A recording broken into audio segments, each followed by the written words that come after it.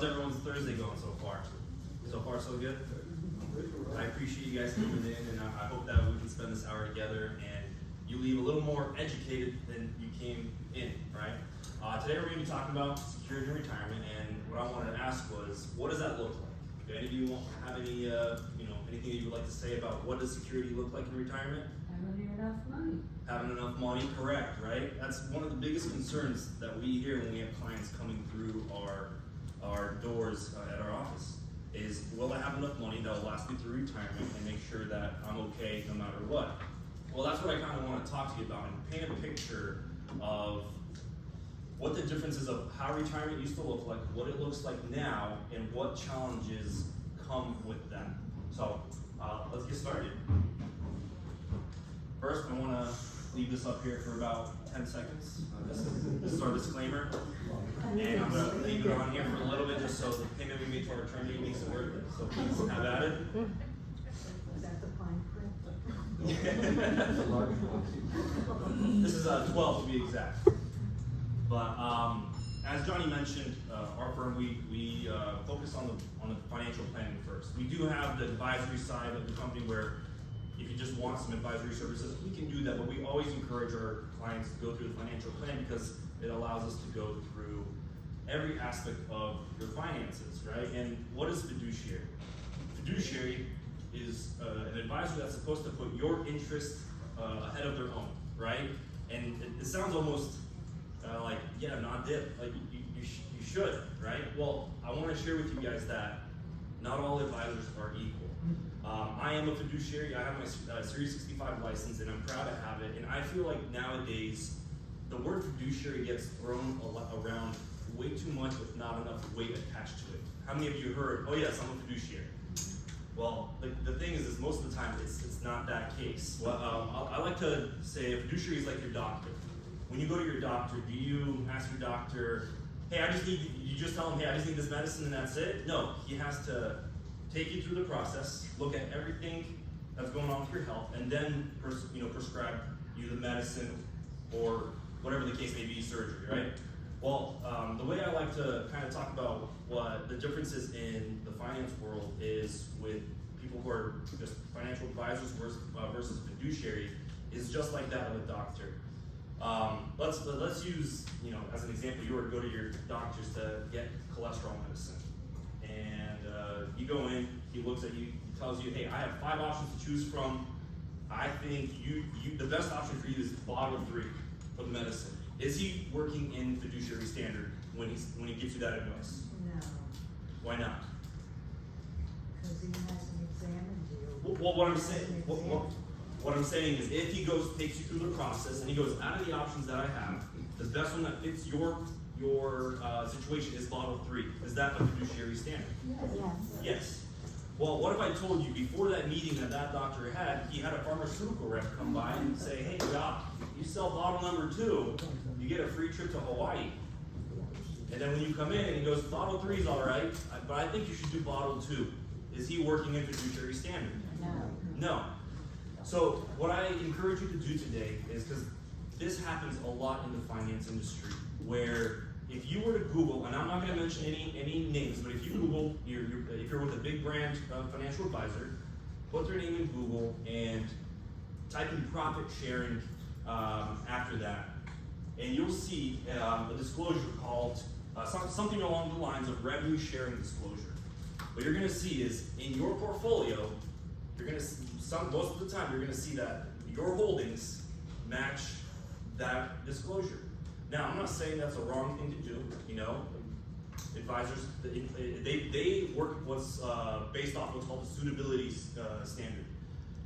If you fit the bill for an investment, they can recommend it for you. Is it the best thing for your needs?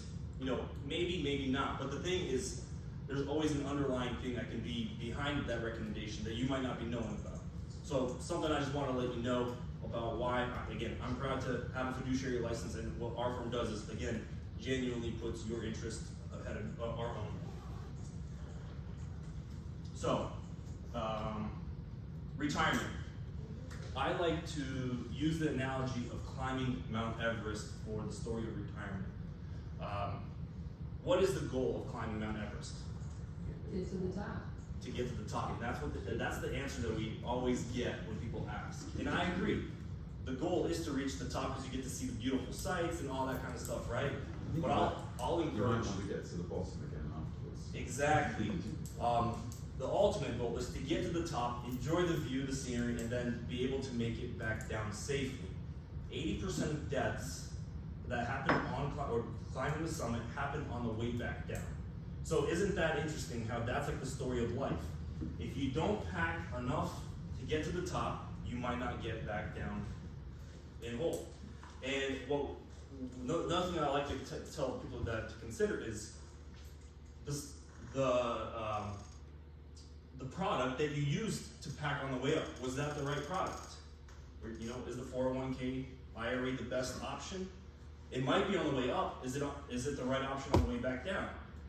Did you just need a brokerage account? Or all these things that we can talk about products with 401ks, IRAs, or whatever the case may be. But the thing is people don't realize on the way back down you have some hurdles as well.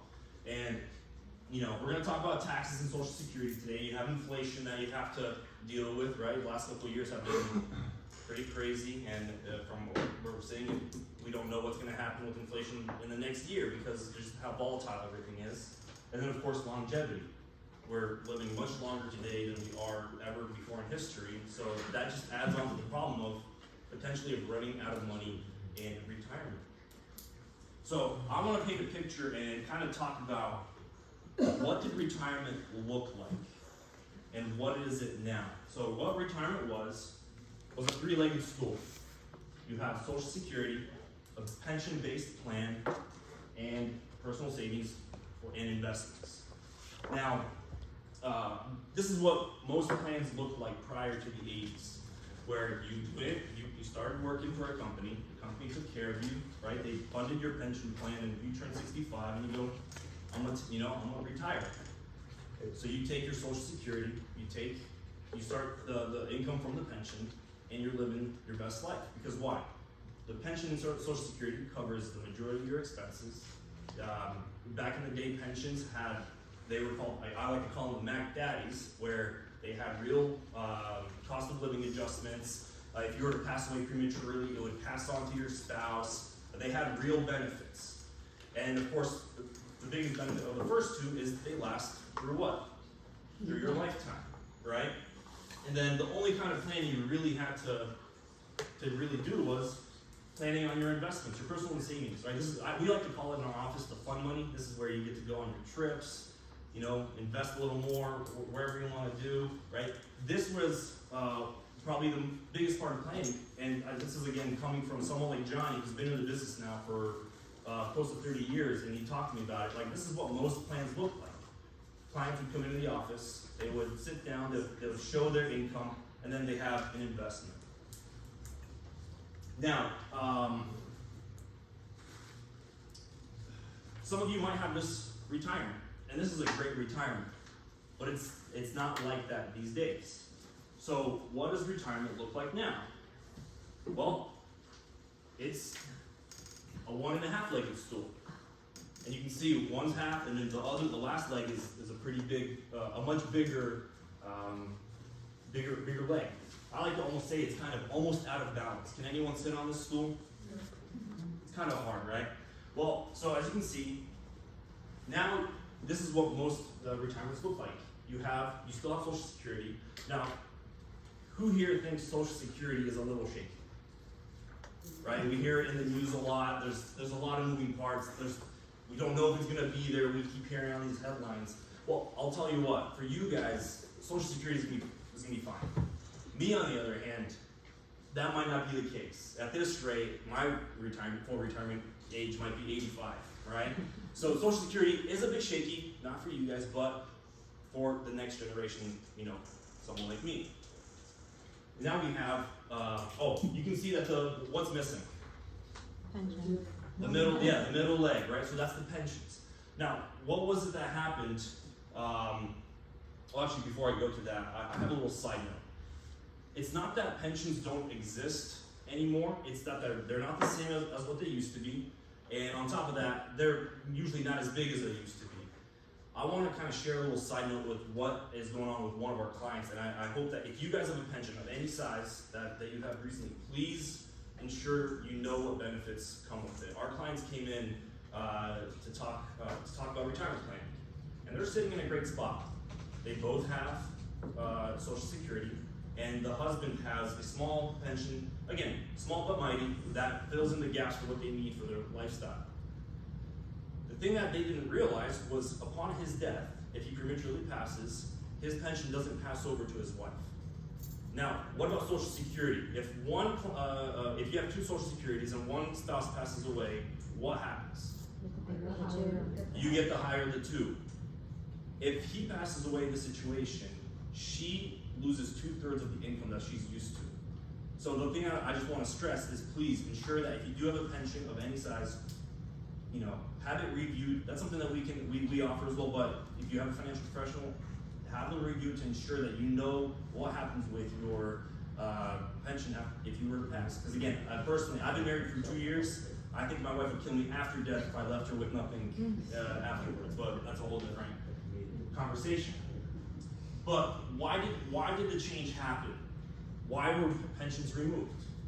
Well, pensions were dying out because back in the day, or still, even in this day, but in the 80s, the market was doing very well. Employees didn't want their money going to a pension because, well, you can have more control, more growth potential in the stock market. So that's where 401ks came about, right? You got matches and more potential for growth and that control. Well, that's great. It's like a double-edged sword though. You get more control on one side, but it's made it easier than ever to run out of money on the other side. So what's the challenge these days with having a big leg, a big IRA? It's how do you take income off your IRA? Well, the finance industry has a very wonderful rule. It's called the 4% rule. Has anyone heard of the 4% rule? No? Oh, okay, wow. Oh, Patricia. So the 4% rule it's a great rule, but I want to kind of talk about the drawbacks of the 4% rule. So the 4% rule was developed back in the mid-90s, I should say, where if you have a balanced portfolio, you can take out the first year, take out 4% of your portfolio, and then increase every year afterwards with inflation, and you have a 90% chance that your portfolio will last 30 years. Are you guys taking 90% chance on that? Don't believe it. See, personally, I don't know. For me, I wouldn't take a 90% chance because I want to know that I'm making it back to the edge, right, down the mountain, 100% of the time.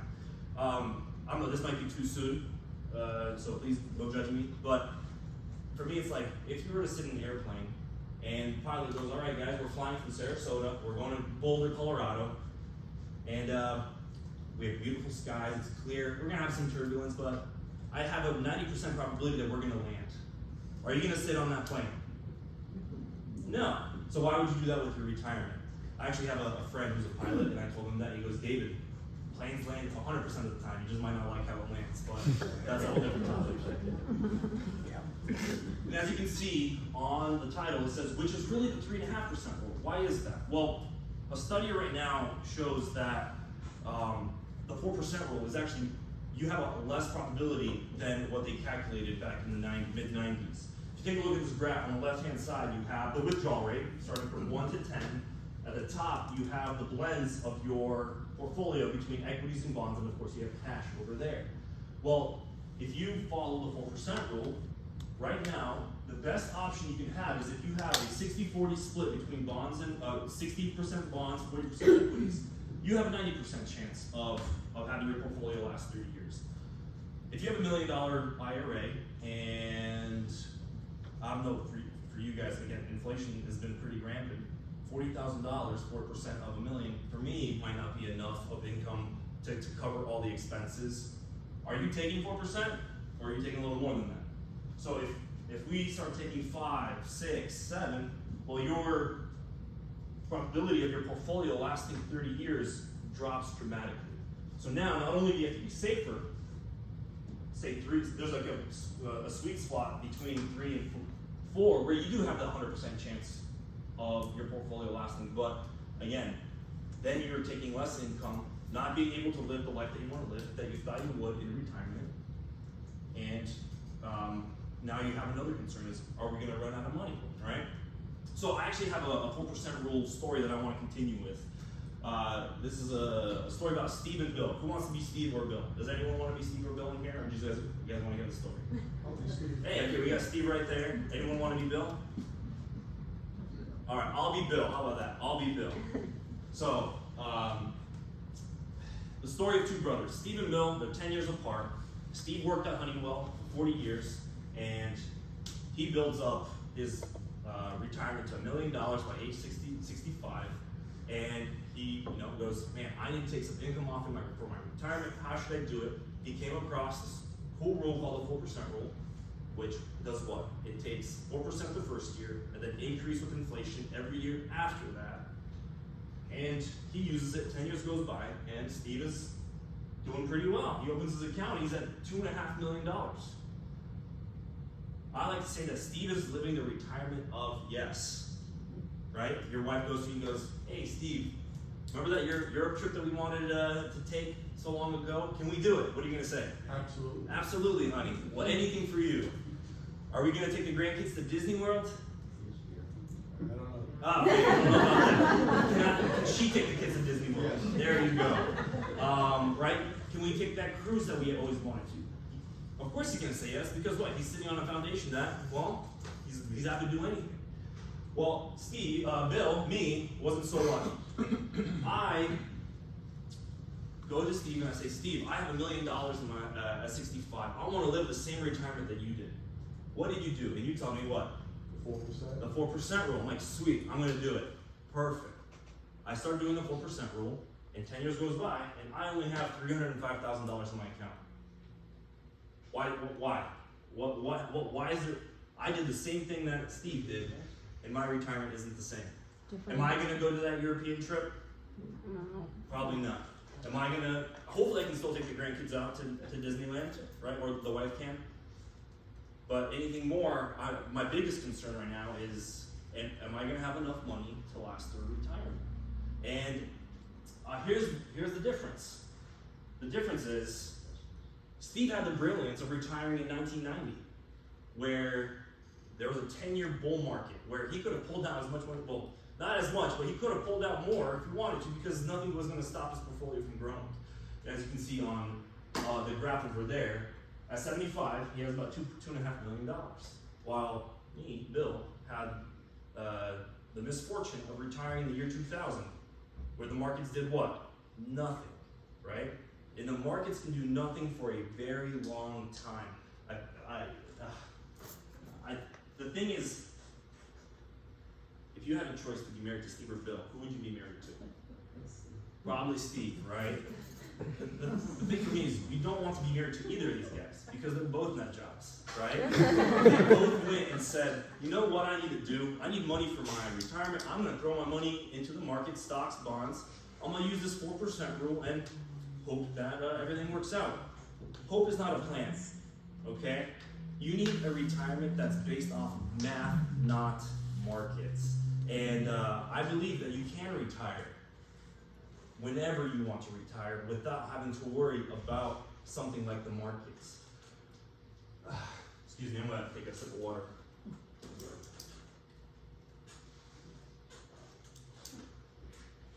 But does everyone understand the graph? And actually, if you can see, so this is one of the tools we use when it comes to education, especially like this is a tool that I use at our church to teach.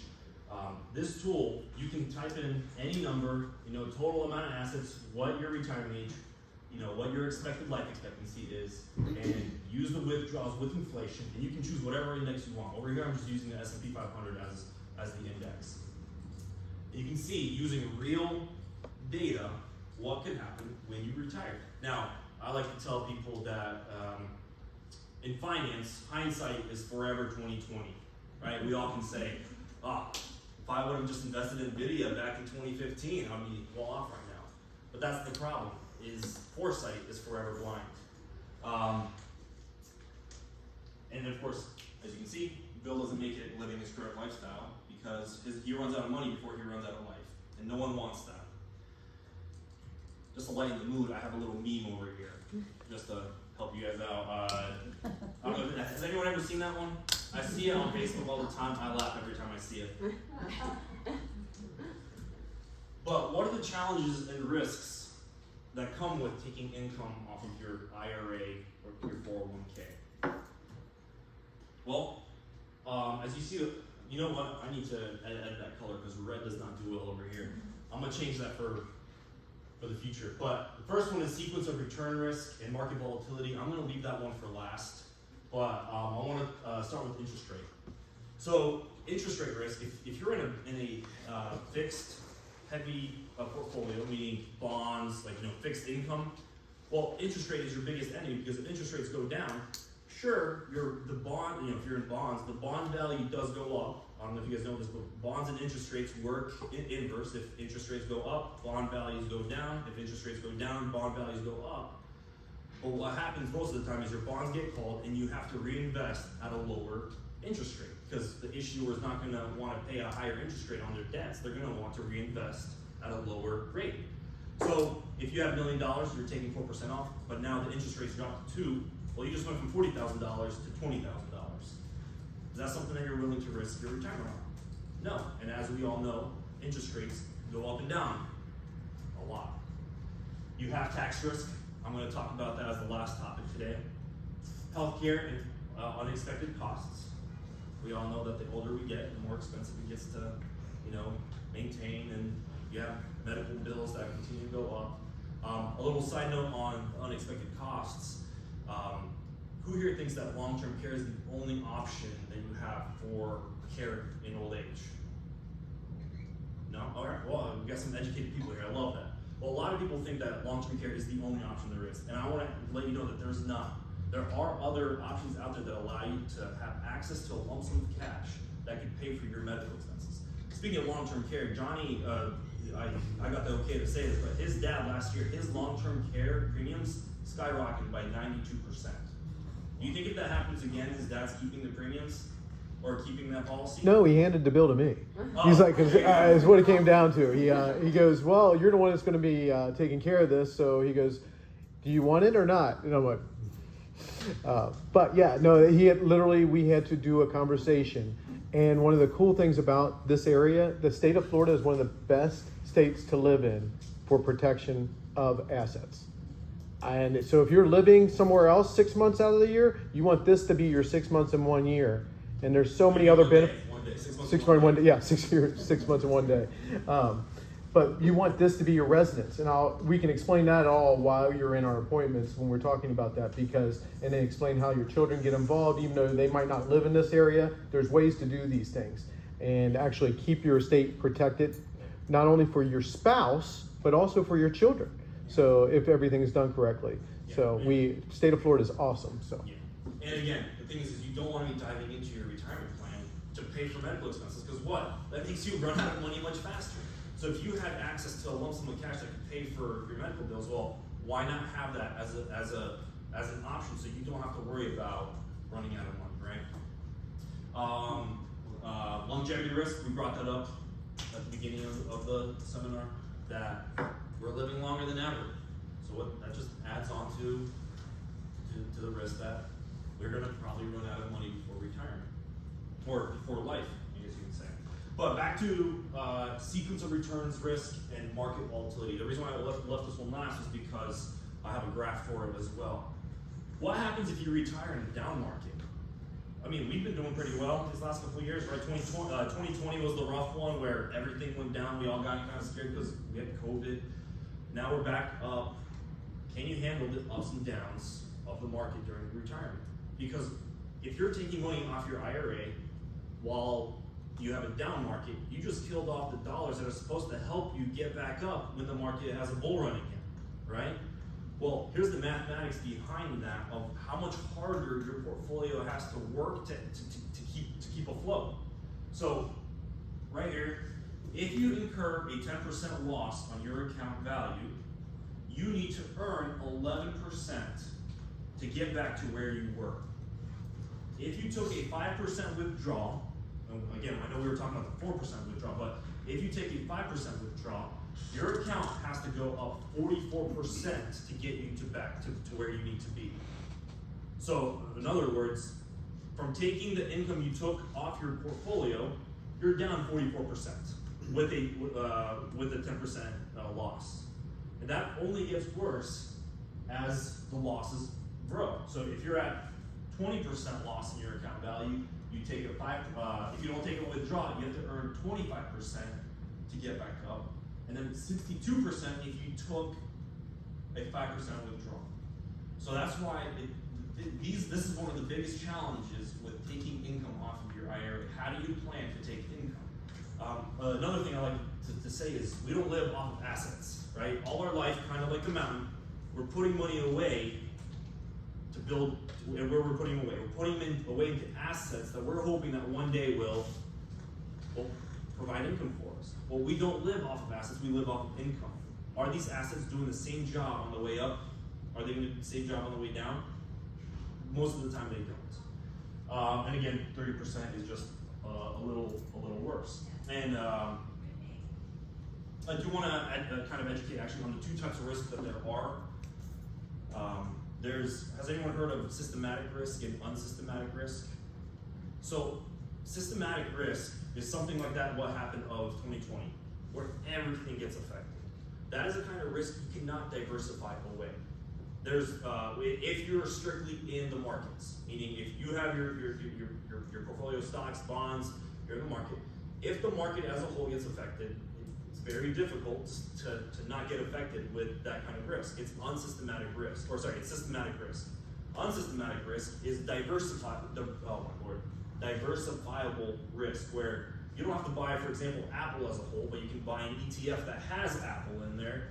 Well, if Apple goes out of business, if you bought just the stock, you're kind of out of luck. But if you have the ETF, well, the ETF doesn't really get, doesn't worry about one company going out of business because it's holding 100 businesses in that one fund, right? So you can diversify away from something like the business going out of business. And then the last topic that I wanted to talk about today was taxes. Taxes in retirement. This is probably the biggest wealth transfer that is overlooked, in my opinion. If I could find you 10% that you're losing unknowingly and unnecessarily with taxes, isn't that the same as getting a return 10% on your investments? So if we can find money you're losing unknowingly and unnecessarily with taxes, and on top of that, maybe help you take less risk on the investment side, we could potentially have a higher return just based off finding the dollars, again, you're losing unknowingly and unnecessarily. You might have to pay the price today, right? We'll talk about some strategies that are out there to help you save money on taxes, right? Like, we'll get to that in a second. I don't want to get ahead of myself, but taxes, again, can affect your wealth very much. And I want to show you a cool little exercise. It's not a true exercise, because if it was real, we'd all be rich. But has anyone heard of a penny compounding a day? What that would happen in 31 days? Yeah. If you were to compound a penny, it gets to $10 million, $10,737,000.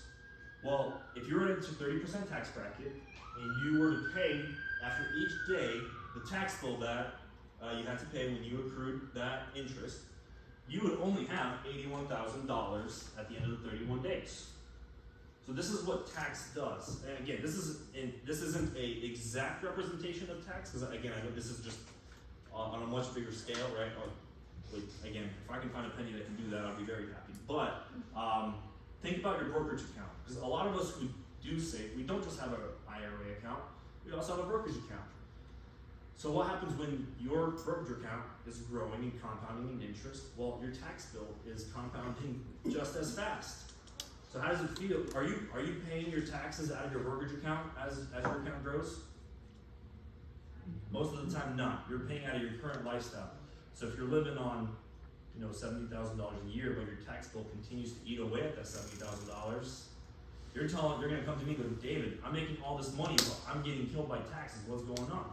Well, that's your brokerage account doing the best that it can by continuing growing, but at the same time, you're getting eaten away on your current standard of living because you're paying for the taxes that way. Now, there are strategies to help mitigate or minimize the taxes where you can still have growth in your brokerage account and have a level tax bill.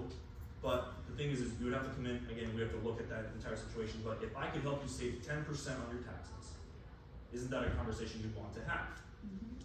So, let's jump in. If you have a successful retirement, meaning you're independent, you're not, what's the word I'm looking for? You're not leaning on anything else for income. You know, you built up your own wealth and you're doing well. You have a tax problem, and it's designed that way. Here's why. How did you start saving for retirement? You started off with a 401k that later turned into an IRA. What's your goal? To save as little as possible or as much as possible? As much as possible. Not only did you try to save as much as possible, you were incentivized to do it, right? You were able to deduct the income in the year you were saving it. You got 401k match and you deferred the taxes to a later date, right? So you were incentivized to use this 401k. Your goal, if you did it or you did not, was to save as much as possible, defer the taxes to a later date, and you essentially were being a tax planner. You were thinking, this is my highest earning years, I should put money away where in retirement I should be in a lower tax bracket where I can take out my money and not pay as much taxes. Well, it's not how it is. What happens during retirement is once you retire, and a lot of you might know this, is you have full discretion of your withdrawals from your 50s, depending on when you retire, 50s, 60s, up to 70s. You had control of your income, right? You chose how much you wanted to take out. And then you turned, depending on your age, the year you were born, 72, 73, and 75, I think. You have what's called, I like to call them forced withdrawals, but RMDs, required minimum distributions. This is a game changer. Why? Because before then, again, as I mentioned, you had full discretion. Now you're forced to take income out, and if you didn't, let's just say you didn't need income through your 60s and your account grew, how does your RMD get, your required minimum distribution get calculated? It's your age relative to your account balance. So if you saved more and you have and you're older, that means your income is going to be what? When your required minimum distribution is going to be, it's going to be higher. So remember, a second ago you were saying, well, I was tax planning to be in a lower tax bracket in retirement, but I'm not. Because why? You're now taking higher income than you ever thought you would be. And it doesn't stop there. Because we all know tax brackets, right? Who loves the tax bracket that we have? Now, I'm somewhat of a fan of taxes just because, you know, we can help you save on taxes. Other people don't like it because you have to pay more. But the higher your income goes, what happens? The higher you climb the ladder of the tax brackets. Well, give me 1 second, I'm sorry, I lost my train of thought. Well, so the issue here is that you're trying to get the money that you work for, that you saved for, and you're trying to take it out for retirement, but now you're paying more in taxes. Well, it doesn't just stop there, because it jumps lanes. It jumps from the ordinary income tax brackets to the capital gains. You know that there's 3 tax brackets for capital gains. There's a 0% bracket, 15, and 20. If you had the option to be in one, which one would it be? 0. The 0, correct. Social Security, did you know that Social Security has tax brackets? It's technically supposed to be a tax-free benefit, but at some point, if you make too much money, it becomes taxable. 0, 50, and 85. If you had the choice in which one you'd like to be, which one would it be? 0. And then Medicare premiums. We all love Medicare. What is your premium based on? Your income. So if you were a good steward of your money, you made a lot, you saved a lot, you did well for yourself, and you're ready to live your best life in retirement, now the government comes knocking on the door going, no, we're going to take a little more from you. So if I can get you, again, maybe I can't get you to the 0% tax bracket, but if I can help you position yourself in a way where not right away, but maybe in 5 years, 6 years, we can get you to close enough to the 0% tax bracket. Doesn't that open up more cash flow for you personally, because you're not paying much for the sale of your capital gains, because you might fall under, instead of being in the 20% tax bracket, you're in the 15% tax bracket? Or what if we get you to the 0% tax bracket? That'd be pretty cool. I like to say, the IRS is playing a game of chess with you guys, but you don't know you're playing chess. So, are you winning the game if you don't know you're playing chess with the government? It jumps one more lane, and that's taxes after life. If you don't spend your entire IRA, who gets it? Your beneficiaries, right? Are they off the hook? No. Before December 31st of 2019, your beneficiaries would have been able to take your IRA that you would have passed down to them, and they would have been able to stretch it out through their entire life. It's called a stretch IRA, where they could, at their own discretion, take the income or take money off your IRA whenever they wanted. That was great, but again, that was changed to now and condensed to 10 years. So if you don't spend your IRA down and you pass it down to your beneficiaries, because again, I hope we teach something at our course about there's spenders, savers, wealth creators, and legacy providers. I believe legacy provider is it's a mind shift. We all want to be wealth creators, but at some point in life, what happens is your heart, you have a mind shift that goes to, I want to be a legacy provider now. It's not, some people are born with it. I think for some people, it takes time to get to that, where it's someone like my mom. She would do anything for us, which I don't know why she does, because I'm one of 4 and we were a thorn in her side, but she loves us, which I'm happy about. But she always gives to us, and she is someone that I know that is a legacy provider, who wants to be a legacy provider. The thing is, if you do have that legacy provider mentality, well, nowadays you don't have the ability to do what you wanted to do. So let's just say you have an IRA that you wanted to pass down, 500,000, $1 million. Well, what happens now is your beneficiaries only have 10 years to spend it down. So what does that do? It condenses the time that they have to pull that money out. Well, most of the time when these things happen, they happen when your children are at their highest earning years. So if your kid is at the 20-30% tax bracket, and you just added on a $500,000 IRA to their income that they're going to have to spend down eventually, what'd you just do? You just let Uncle Sam become another beneficiary of your IRA. They're going to get to take a big portion of that. So how do you plan? Again, taxes as a whole, the government knows what they're doing. They're not going to teach you how to get yourself in a better place with your taxes. But there's things you can do that can allow you to, play the game back. Learn how to play the game of chess and taxes, I guess you could say.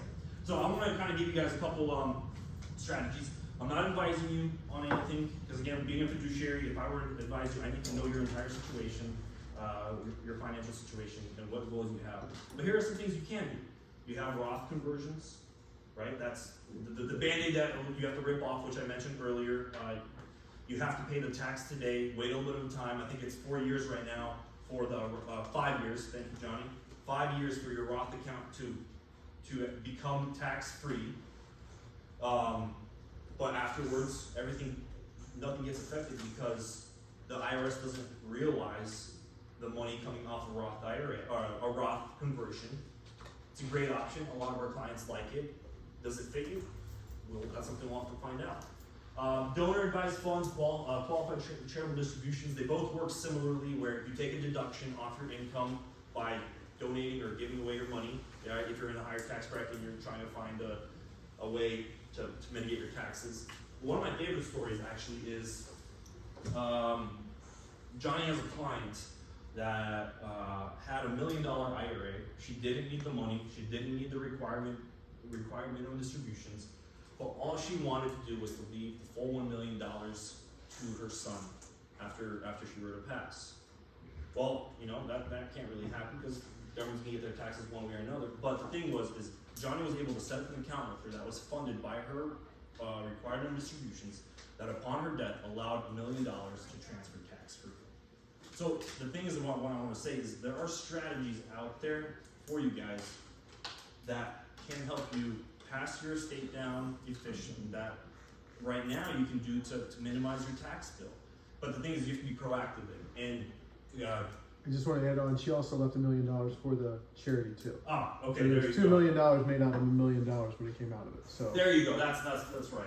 So there's many And it strategies. was all tax-free, where her son was only gonna get about, of the $1 million, maybe around 700 of it.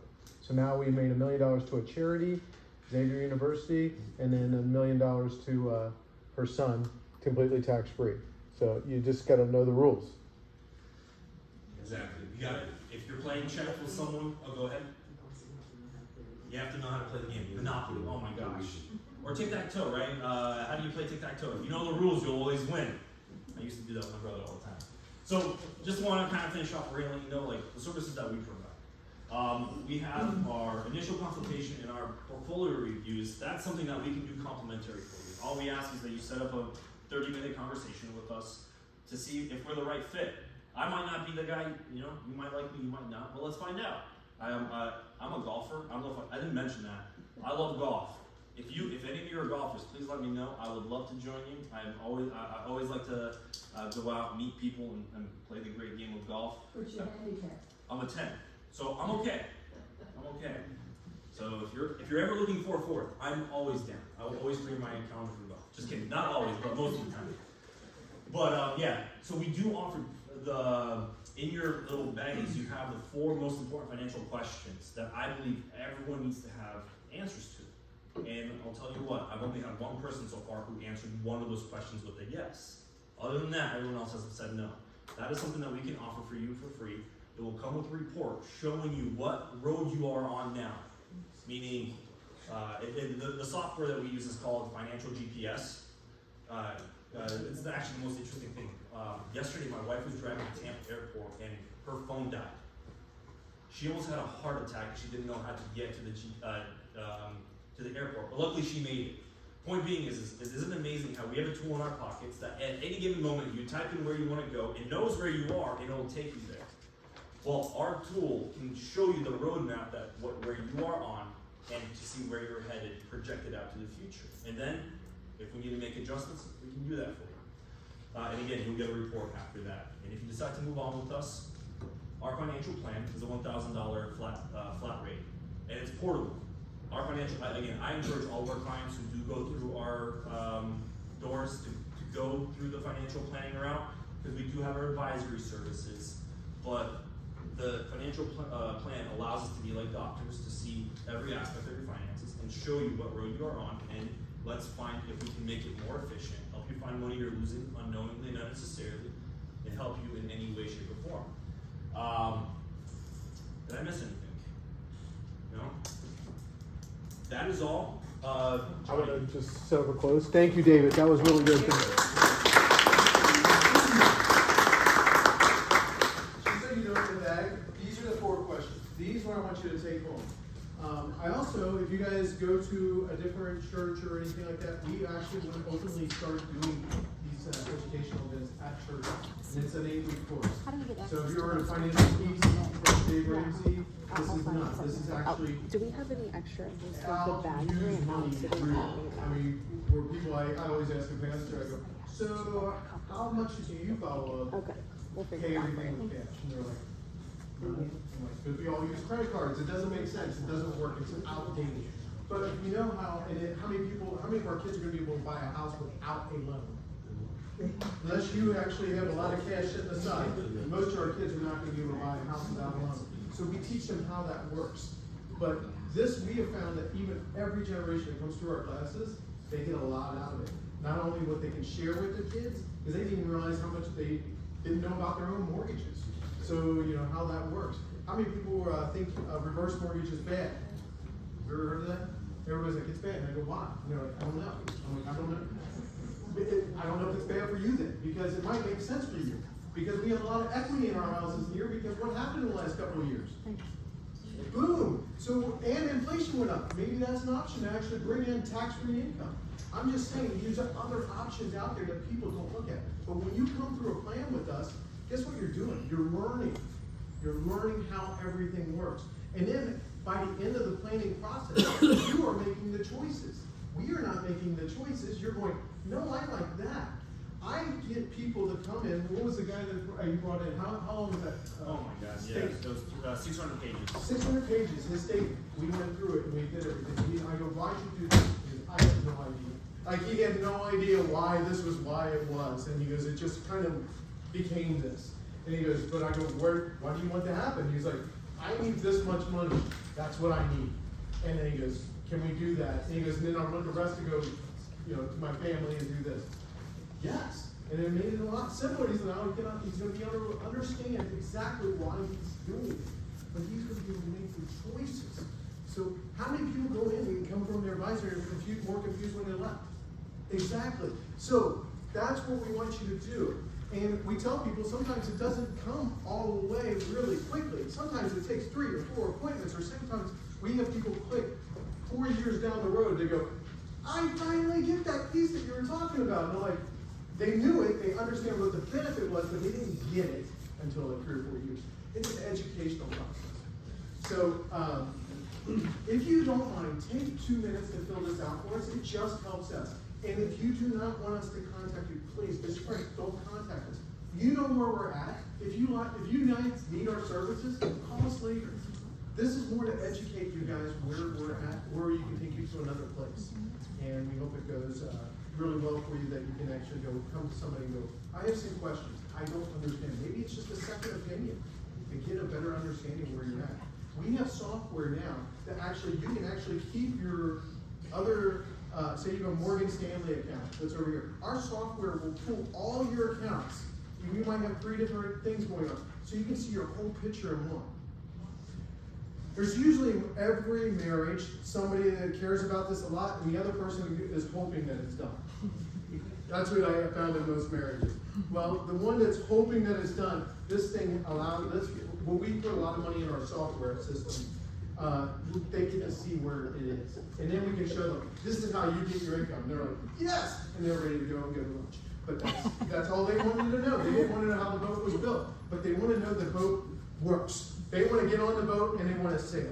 So one of our goals is to find out how that person is educated. We actually have you do a personality test, and it kind of tells us a little bit more about you and we have found that marriages have actually gotten better because of this short test.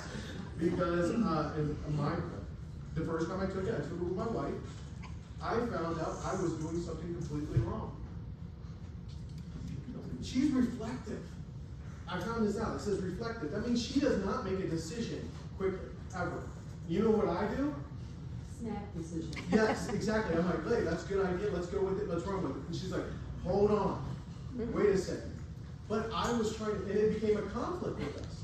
And now I can kind of go, all right, I'm going to step away for a day, let her have her time, and guess what? She will have bullet points of why we shouldn't do it and why we should do it.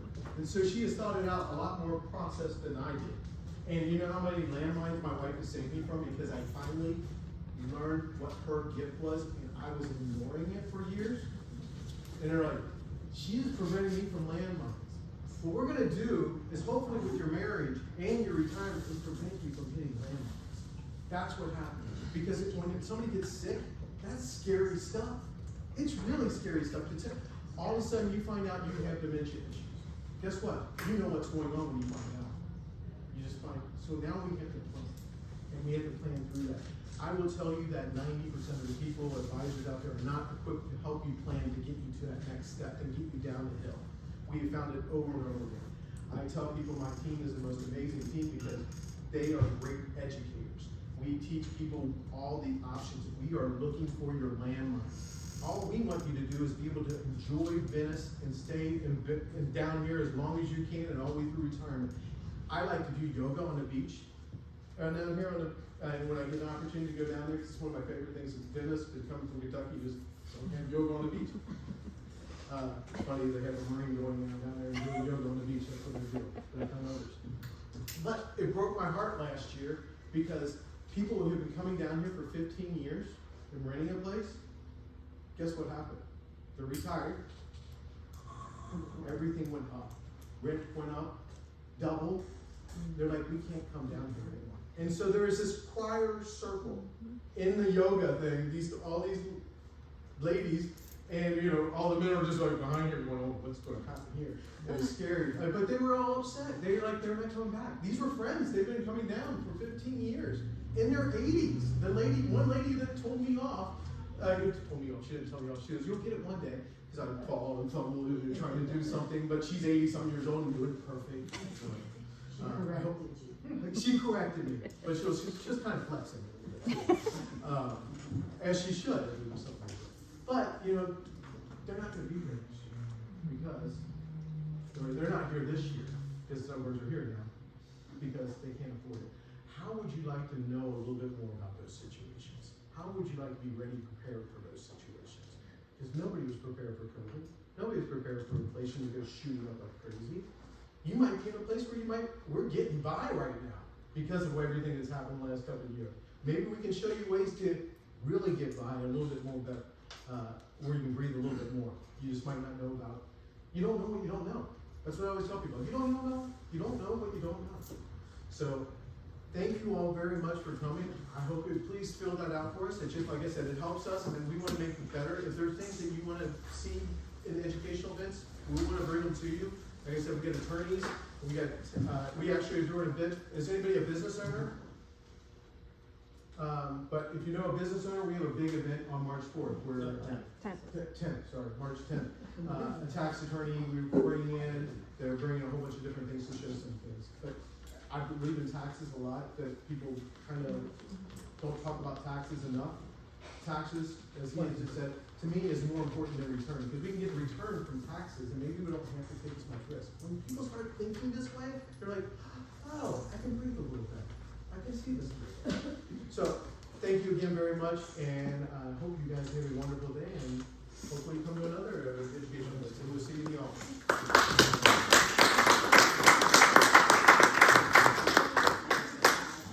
And we'll stick around for some questions if anybody has any.